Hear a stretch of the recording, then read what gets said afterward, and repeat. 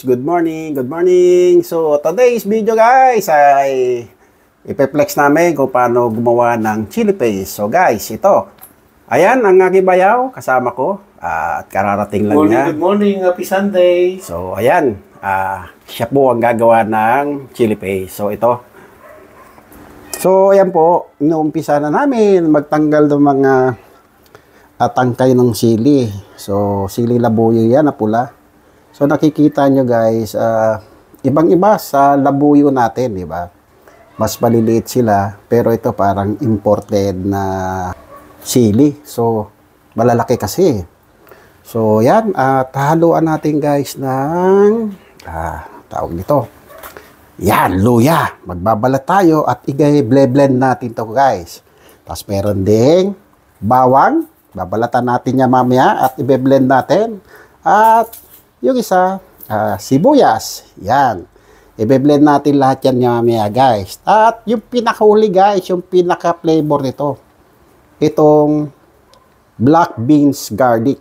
Ayan. Ayan. Pagkatapos yan guys, ma-prepare. Mamaya, papakita namin kung paano gawin yan. So guys, ito, patuloy lang kami sa paggawa ng chili paste. So, hindi ko na guys na videohan yung ating pagbe-blend ng sili, pati yung mga ibarikado, yung mga like tong onion at saka garlic. So ito, at saka yung luya pala, yung ginger natin. So ito guys, tapos ito naman yung isang salted black beans o yung tausi kung tawagin. So ito na ilagay na nga namin dito. Ito na guys, ready for luto na. So nahalo na to guys, papakuluan na lang natin. So lahat hinalo na, no? Yan. Hindi mo nalalagyan sila yan. Yan, hindi. Yung black beans, halo na kasi blend natin yung black beans. Okay, so yan. Ito, ihalo natin to. Pero hindi na i-blend din yan. O i-blend pa yan. Ito hindi na kasi ano na yun. Malambot na siya. Cream na yan. Okay. So, yun. Dadagdagan na lang pala ng black beans garlic. So ayan. Uy, isang bote pala, no? So, ilang kuwan ba yan? O isang kilong sili ito. Isang sili, 1 tapos kg. Tapos ang sibuyas natin is 4 na ulong sibuyas. Okay, Tapos bawang. ang bawang natin 4 na ulong bawang. Tapos ang ating luya, mga siguro... Luya. Maluya. Ayun. So, ito, ilang kwanto? Grams. Yun guys, 360 grams. Ayun. Tapos yung tausi natin. So, ito na guys, basta yan. Ganyan lang kaliit yan. Parang kasi laki lang na reno. So, ayan. Ayan guys, nakita nyo. Ang daling kumulo, di ba? Ayun. So, ilang, bali 100, 180. 180 grams. 180 grams. So, ito pala guys, yung, kasi laki na rin, 180 grams na pala ito. So, ito yung salted. Yan, salted black beans. Tausin natin, masarap sa mga kuwan yung humba. Nakatikim na kayo ng humba, yan ang inilalagay, tausi. Yan. So, pag kumulo na yan, okay na siya. Lalagyan natin siya ng cooking oil. Cooking oil? Oo, pagka yung kumukulo na siya. Anong klaseng cooking oil yan? Vegetable oil, canola, ano ba? Kung any sort of oil, cooking oil pwede. Pero kung may vegetable oil, mas maganda rin. Kung may olive oil, mas lalo maganda. Olive. Meron tayong olive dyan. Kung may olive oil tayo, yun ang lalagay natin. Yan lagi ang kinuha natin. Mga healthy oil. Yan. Olive oil. Yan. Babayaan lang natin siyang kumulo. So, ayan. Ano ba yan? Nandito natin, canola. So, canola lang. Canola oil lang guys ang kuha natin. Available. So, okay na yan. So, gano'ng karami na bang mantika ilalagay natin? So, yan guys, habang hinihintay natin ang kumulo ng kumulo, ayan. So, chine-check lang natin kung gaano karami mantika ang isasama natin. So, sa panghuli na yon, di ba? Sa huli na yan, oh. Sa huli na. Sa huli na. So, pagkaluto na guys, sa huli na lang daw yung oil para pag sinali natin sa lalagyan, talagang lubog siya sa mantika, di ba? 1 liter to. 1 liter. 1 liter siguro lalagay natin dito yung mga half.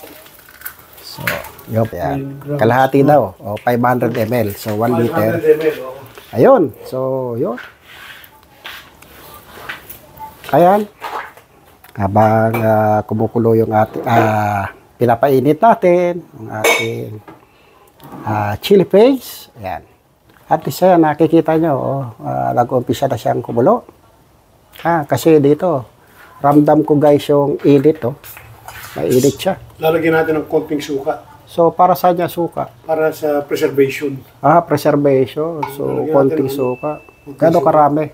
Siguro ito ano to kalahati lang basta. 180, 90, 45. 45 milliliter. Milliliter. ml. 45 ml, oh. Yan ang lalagyan natin dyan. So, ang purpose pala ng suka, guys, para mas tumagal yung ating chili paste. So, may suka palang nilalagayan, pero hindi gaano marami. So, konting-kunti lang, guys. So, tanong natin, ano ba purpose ng chili paste? Diba? Para saan ba yan? Bakit nagluluto tayo ng chili paste? Ayan. Anthony, ano bang ba't tayo gumawa tayo ng chili paste? Saan ba natin gagamitin yan? Kasi sa lahat ng bagay, pwede mong ano ito pag ikay kumakain, kung gusto mo. Panimpla, parang appetizer. Ganyan. Appetizer, yan. Magagamit mo yan. O kapag nagluluto ka naman, gusto mo naman na medyo manghang, pwede kang kumutsara, na ilagay mo sa niluluto mo, at least luto na siya. Ayun. Mimix mo na siya pala. So, pwede rin yan ihalo sa mga noodle. Pwedeng ihalo sa mga noodles o gusto mo spicy, di ba? Oo, pwede yan. Marami tayong pwede paggamitin. Sa lahat pala ng klase ng pagkain niya, basta spicy guys, ang gusto nyo, chili paste lang. Luto na siya, dadagdag nyo na lang. Pwede na kainit. Ayun. Ayan, kumulo na guys. Talagang hinahalo lang natin na minemekos-mekos natin maigi para mag-blend yung ating mga nilagay dyan. So, amoy na amoy mo na guys yung aroma, no? Kita nyo, yung steam ng usok, parang steam, di ba? Naamoy mo, parang aroma ng ginger. At saka naghahalong, yung parang sili labuyo, naamoy mo rin. Ayan. So, ayan, siguro konting minuto na lang, maluluto na yan. At pamaya, pag nilagay natin yung mantika dyan, talagang kuha na siya. Ready for kuha na yan, for packaging. Para magbebenta. No? Lalagay natin syempre yan sa mga container. Yung may mga bakante tayong glass. Yan. Lalagay natin. Para doon na lang tayo kukuha ng panimpla. So, yun. At tabay lang guys. Babalik kami. So guys, ito na po. At nakikita na natin yung result. At actually guys, napakuluan na to ng mga about 20 to 30 minutes na. So, tingnan na natin kung ano nang itsura. Nagbago na ba? So, saglit. So, ito na po. Nagbago na yung kulay niya. So, mamula-mula na yan guys. So, Anthony, ano pa bang kuha natin dyan? Papaanoin lang natin siya. Medyo parang tatanggalin lang natin yung konting sabaw niya pa. Papatuyuin ng konti. Pag medyo natuyo na ng konti, at the same time, naluluto yung mga ingredients niya, saka natin lalagyan ng mantika. Ayun, yun naman pala guys. Parang itong sabaw, tutuyuin lang ng tuyon-tuyo. Then, pagka tuyo na, wala na masyado sabaw, saka tayo magmamantika. So, yun daw yung ilalagay. Ayun. Ayun guys, so ibang-iba na. Tsaka ang amoy guys. Parang ang sarap iulam, yan lang. Ang bango na guys Amoy mo na yung yung black beans at saka yung black beans with garlic. Amoy mo na, nawala na yung parang amoy suka. Ano ito? Ayun. May black pepper pa pala sa pinali to, guys. Ayan. So, yan, katamtaman lang lagay, di ba? Yung lagay natin hindi naman masyadong marami o hindi naman kulang, ganun, katamtaman lang. So, ayan. Ang sarap pang halo niyan. ano, pang-sawsawan. Ayan, kaya kayo, kung mahilig kayo sa mga spicy food, o kung nakukulangan kayo, pwede nyo itong ilagay. So, ayan, at kumpleto ricados to, hindi namin binawasan, hindi nagtipid kumbaga. Kasi pang personal use lang guys. Pero yan, sa dami yan, siyempre yung iba, may hihingi yan o kaya may pagbibigyan. As regalo, kasi guys, dito gumagawa rin kami ng atsara. So, ayan. At, yan, si Bayaw. Yan, kapatid ng misis ko. Hilig niya talaga magluto ng mga ganyan. Siya nakamana ng skills ng kanyang nanay. Kasi ang nanay ko talaga ay magaling magluto. Lalo na sa mga ulam. Kasi dati kami guys, kantina. So, ayan. Kaya sanay na sanay sa lutuan at saka sa mga handaan. Ayan, kulong-kulong na guys, oh. Ang bango na guys.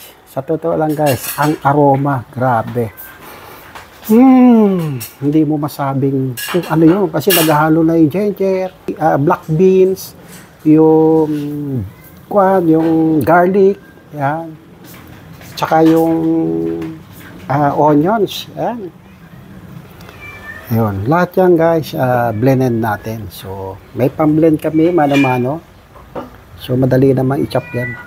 At mabilis naman. So, yun. At tutuloy lang natin uli. Then, mamaya, babalik ako. Para check natin kung hanggang ilan bang mantika ang pwede natin mailagay dyan.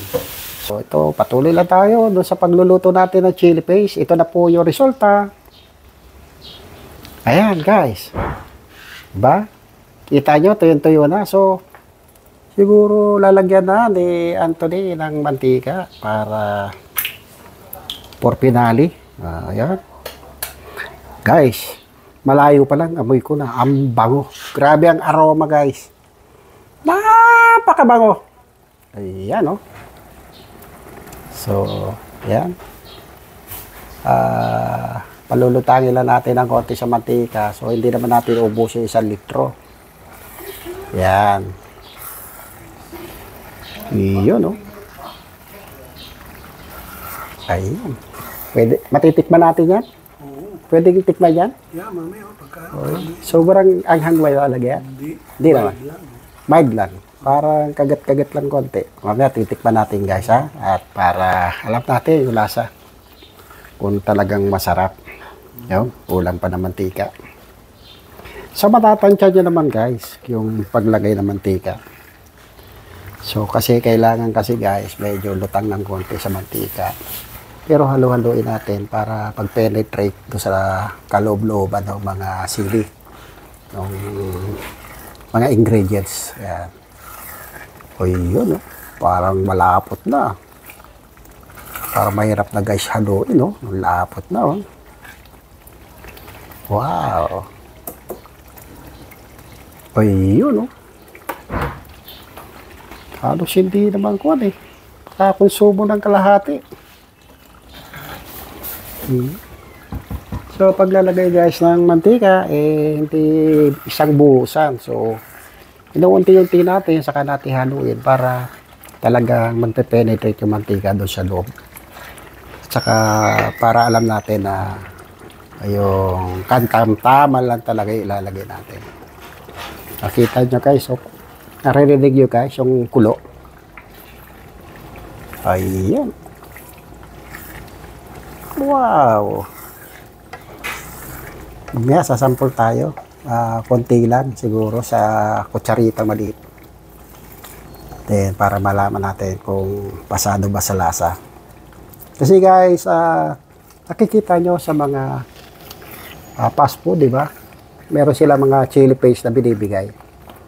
Tapos, pisa nga, nagbibigay pa sila ng kalamansi, tapos pipigat mo doon. Kala ko, alamang, hindi pala. Chili paste pala yun. Ay, yun, no?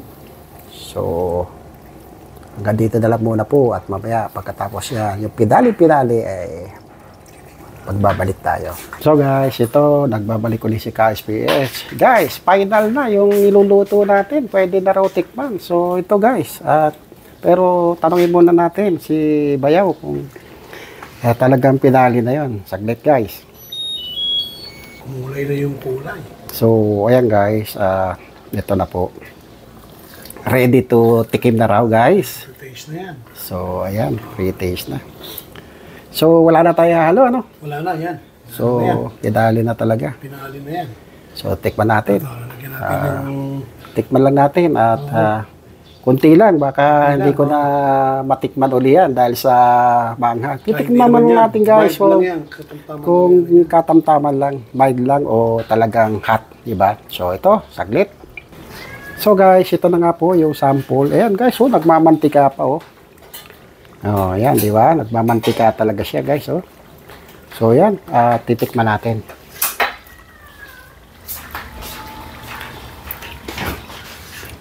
Wow! Champion! Hindi naman nga, tama nga si Bayaw. Hindi masyado manghang. Ano ba itong nasa bato ko? Parang merong kuan. Ano ba to? Ay, oh, mancha lang.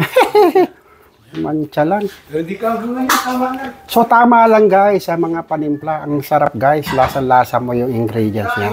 At saka yung anghang, kunting kagat lang guys. Kung kayo ang titikim, kayang-kaya nyo. So, ayun. Hanggang sa muli guys. Maraming salamat sa inyong panonood. Muli, hanggang sa susunod ng mga vlog. Kaya, tabay lang kayo sa mga susunod ko pang ipopost guys. Kaya kung hindi pa ho kayo nakapag-follow, paki-like na lang po at saka papalo na rin po ako. So guys, hanggang dito na lang po at good morning po ulit sa inyo lahat. Bye bye po!